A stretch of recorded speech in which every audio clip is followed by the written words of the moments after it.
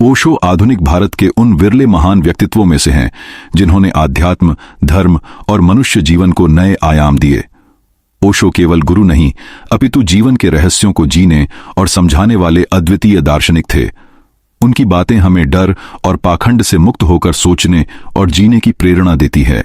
वे सरकार, राजनीति, समाज और धर्म की रूढ़ियों पर निडर होकर अपनी राय रखते थे। उनकी वाणी और शब्दों में संगीत के साथ साथ गहरी चेतना और सच्चाई छिपी होती थी। ओशो ने प्राचीन भारतीय मनीषियों की शिक्षा कि स्वयं का अनुभव ही वास्तविक ज्ञान है पर बल दिया। उनका मानना था कि जीवन को किसी नियम या वर्जना में नहीं बांधा जा सकता है।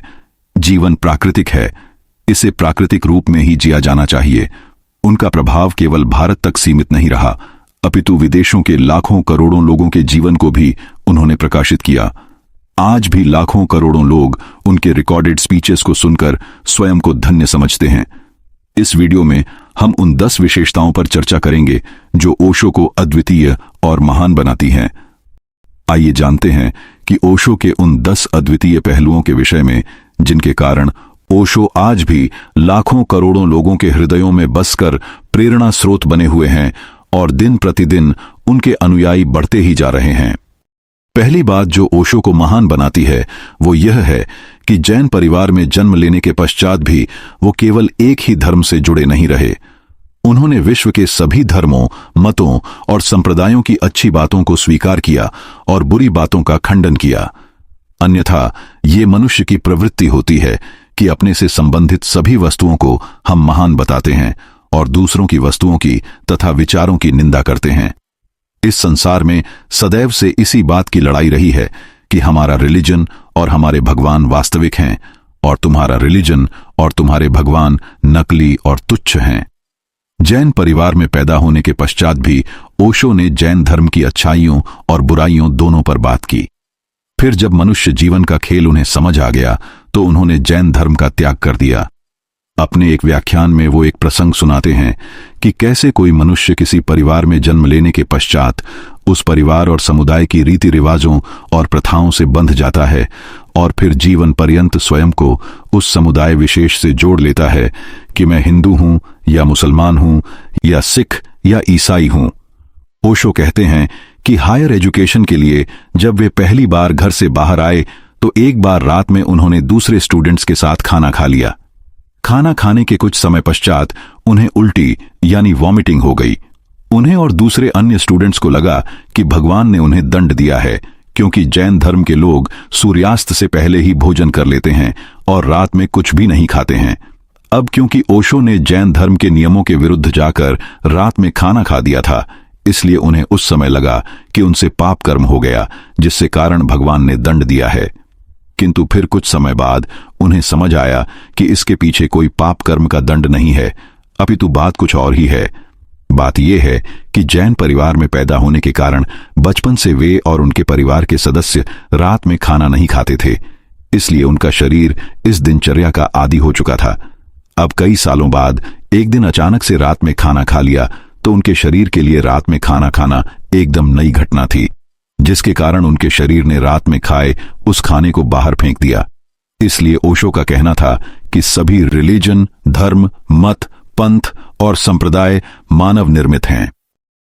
दूसरी बात जो ओशो को महान बनाती है वह यह है कि उन्होंने कभी दूसरों की अपेक्षाओं या समाज के बनाए नियमों के अनुसार अपना जीवन नहीं जिया।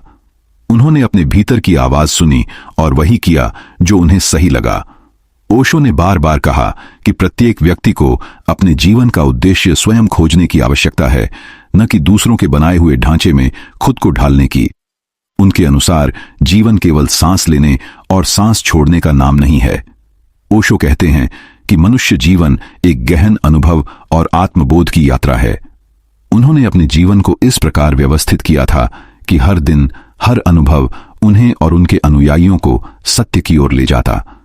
उन्होंने समाज, धर्म और परंपराओं की सीमाओं को चुनौती दी और लोगों को सिखाया कि अपने मार्ग का चयन करना ही सच्ची स्वतंत्रता है। दर्शन शास्त्र में मास्टर्स करने के बाद उन्हें जबलपुर विश्वविद्यालय में दर्शन शास्त्र का प्रोफेसर नियुक्त किया गया। लगभग 10 सालों तक उन्होंने अध्यापन कार्य किया। इन 10 वर्षों में उन्हें आभास हो गया कि मैं इस संसार में केवल कुछ स्टूडेंट्स को पढ़ाने नहीं आया हूं, अपितु विश्व भर के लोगों को जगाने आया हूं। 10 वर्ष अध्यापन करने के बाद उन्होंने प्रोफेसर की नौकरी छोड़ दी और पब्लिक स्पीकिंग तथा व्याख्यान देने शुरू कर दिए। उनकी ओजस्वी वाणी और तर्कसंगत बातें सुनकर धीरे धीरे लोग उनसे जुड़ते गए और वे विश्वविख्यात हो गए। तीसरी बात जो ओशो को महान बनाती है वो यह है कि वो स्वयं में एनसाइक्लोपीडिया थे। उनके बारे में कहा जाता है कि उन्होंने जीवन पर्यंत लगभग 1.5 लाख पुस्तकों का अध्ययन किया था। इन सभी पुस्तकों का संकलन आज भी उनके पुणे के आश्रम में है। ओशो ने क्या वास्तव में 1.5 लाख पुस्तकें पढ़ी थीं? यदि किसी को थोड़ा भी शंका है तो वो उनके व्याख्यान एक बार अवश्य सुने, सारा भ्रम दूर हो जाएगा।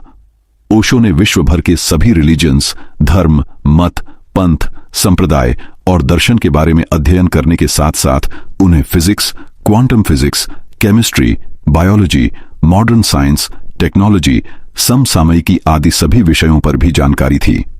उनका अध्ययन और नॉलेज क्षेत्र कितना विशाल था, ये इस बात से पता लगाया जा सकता है कि चाहे भगवद गीता के श्लोक हों या गौतम बुद्ध या महावीर स्वामी के विचार, वो इन सभी टॉपिक्स को साइंस, टेक्नोलॉजी, साइकोलॉजी या विश्व में घटित किसी घटना से जोड़कर बहुत आसान भाषा में समझाते थे। ऐसा तभी संभव है जब उन्होंने इतने सारे विषयों और पुस्तकों का अध्ययन किया हो।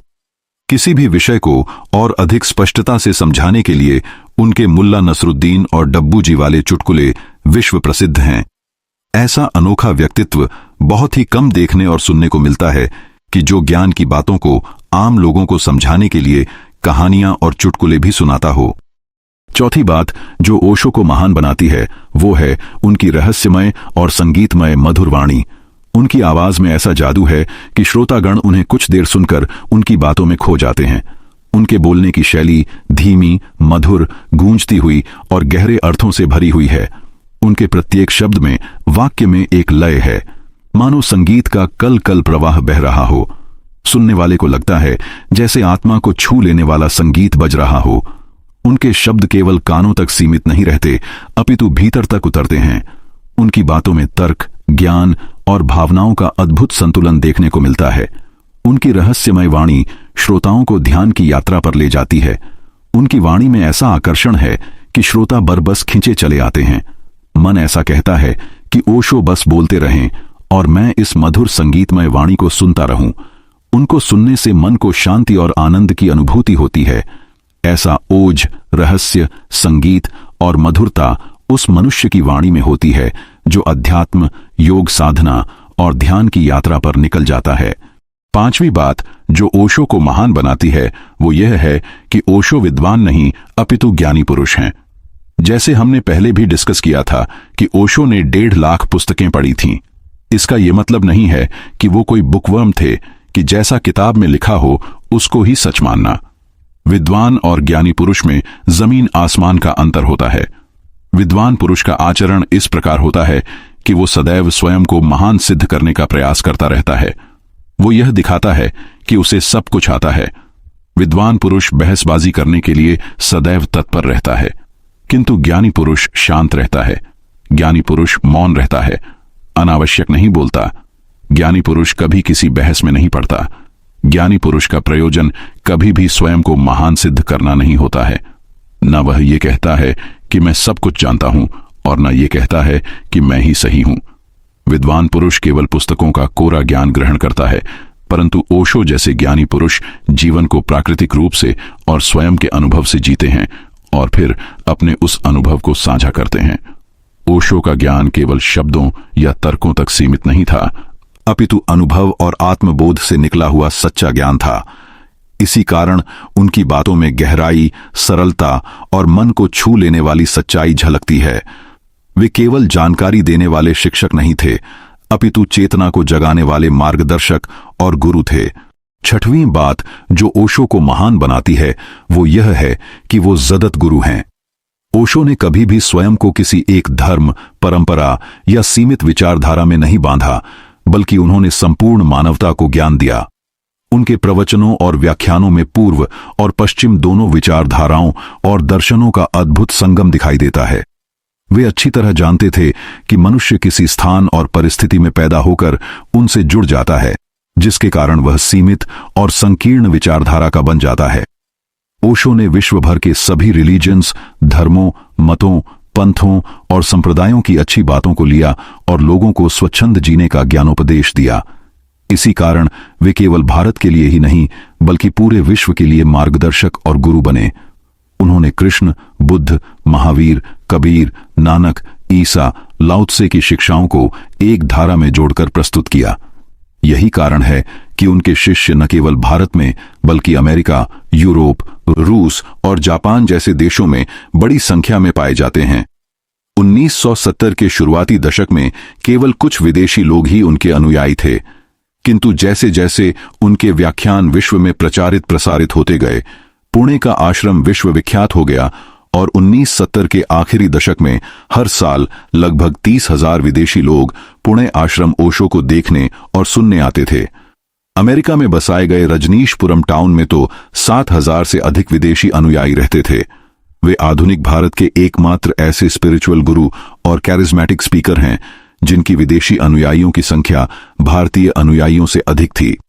इसके कारण ही ओशो ने पूरी दुनिया में व्यापक लोकप्रियता हासिल की। उनके फॉलोअर्स कोई अंधभक्त या पूजा पाठ करने वाले गरीब लोग नहीं होते थे, अपितु इंटेलेक्चुअल्स, स्कॉलर्स, बिजनेसमैन, फिल्मी एक्टर्स और अमीर लोग हुआ करते थे। ओशो का लोगों के लिए सार्वभौमिक संदेश था कि प्रत्येक मनुष्य भीतर और बाहर से स्वतंत्र हो और प्रेम एवं अध्यात्म का मार्ग अपनाए। इसी वैश्विक दृष्टि और सबको साथ लेकर चलने वाले चिंतन के कारण वे जगत गुरु कहे जाते हैं। सातवीं बात जो ओशो को महान बनाती है वो यह है कि वो निडर और साहसी थे। ओशो बिना किसी प्रथाओं और रूढ़िवादियों का शिकार हुए स्वतंत्र जीवन जीने का ज्ञानोपदेश करते थे। अपने प्रवचनों और व्याख्यानों में वे राजनीति, समाज और धर्म की रूढ़िवादिता के विरुद्ध खुलकर बोलते थे। राजनीति के विषय में उन्होंने अपने एक व्याख्यान में कहा था कि राजनीति सीधे, सच्चे और ईमानदार लोगों के बस का नहीं है। राजनीति में टेढ़े, कुटिल और अधर्मी प्रकृति के लोग ही मुख्यतया सत्ता पर बने रहते हैं। बाहर से वे साधु संत होने का ढोंग करते हैं, किंतु अंदर ही अंदर उनके उपद्रव चलते रहता है। मोरारजी देसाई के बारे में उन्होंने एक व्याख्यान में कहा था कि मोरारजी तो स्वमूत्र चिकित्सा में ही व्यस्त रहते हैं।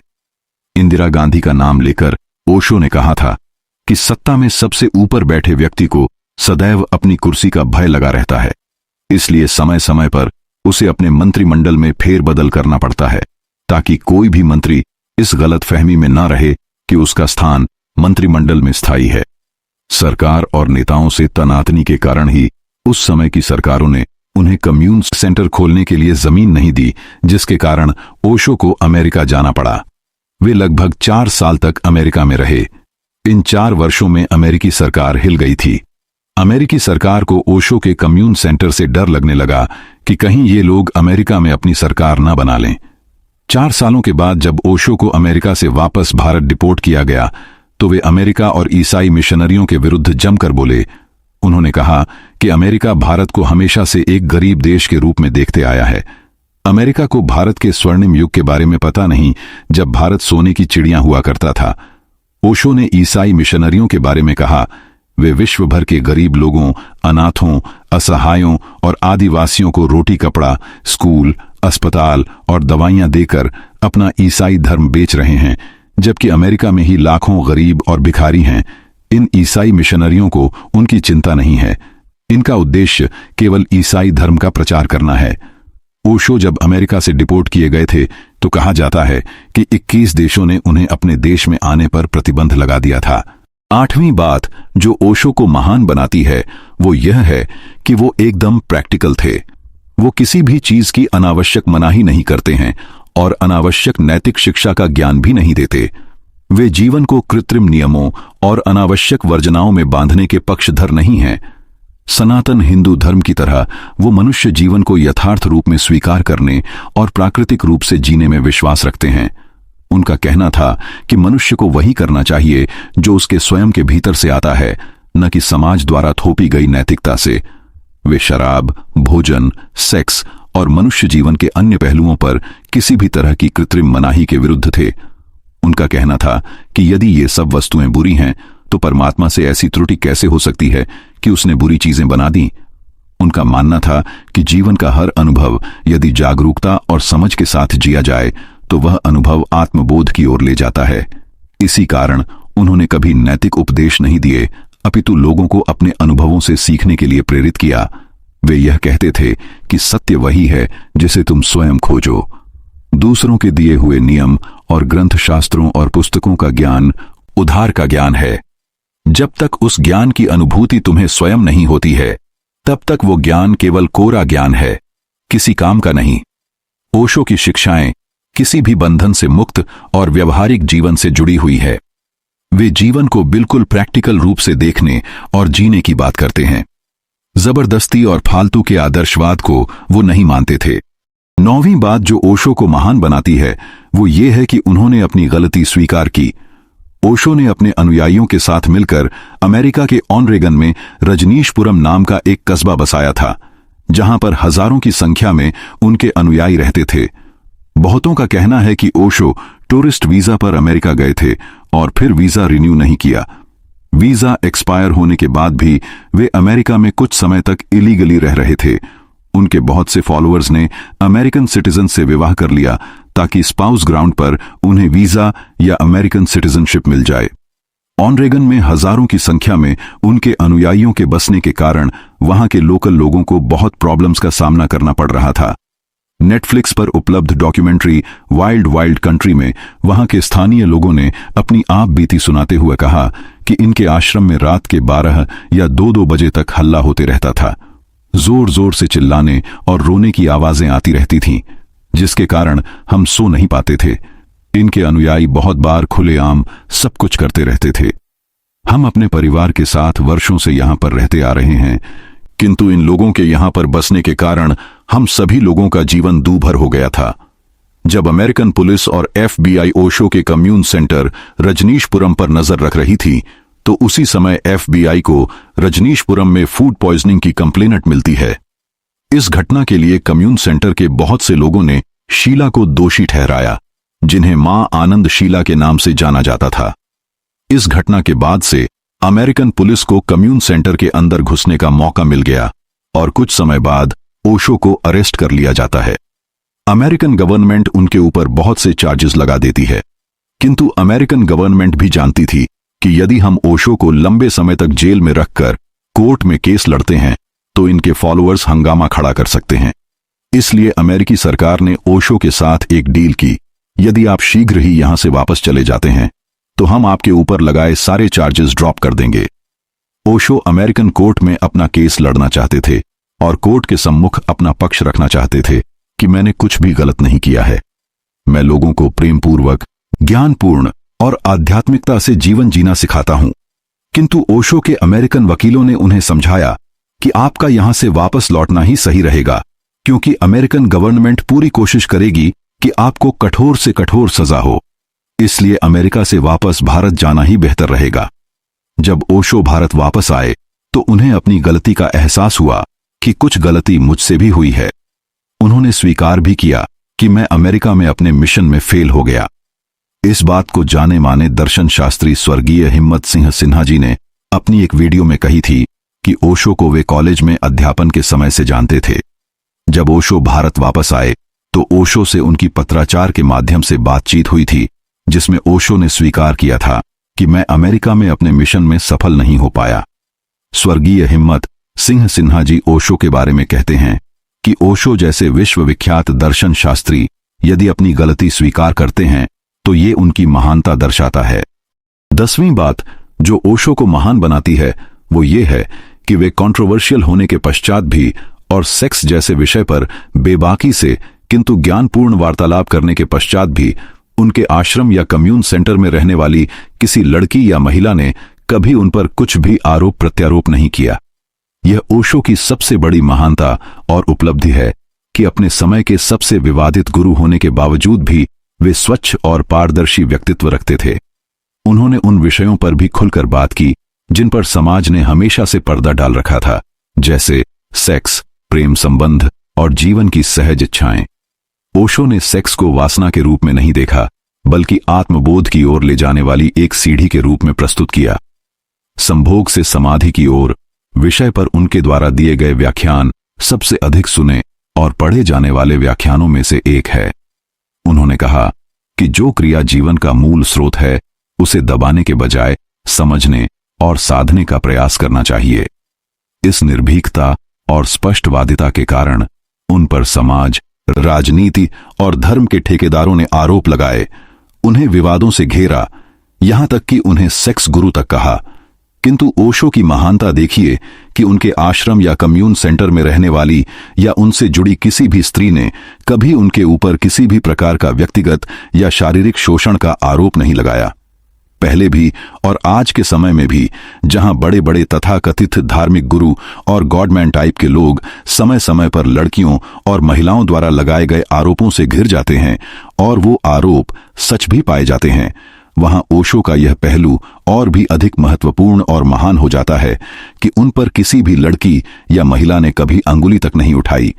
ओशो कहते थे कि प्रेम स्वतंत्र होना चाहिए, किसी भी संबंध में स्वामित्व का भाव नहीं होना चाहिए।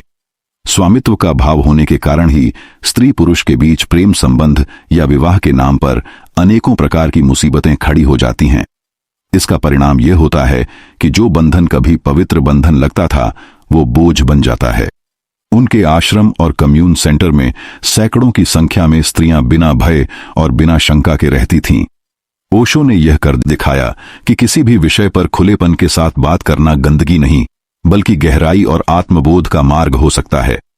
ओशो जितने विवादित रहे, उतने ही निष्कलंक भी रहे। यही उन्हें अन्य धार्मिक गुरुओं से अलग और महान बनाता है।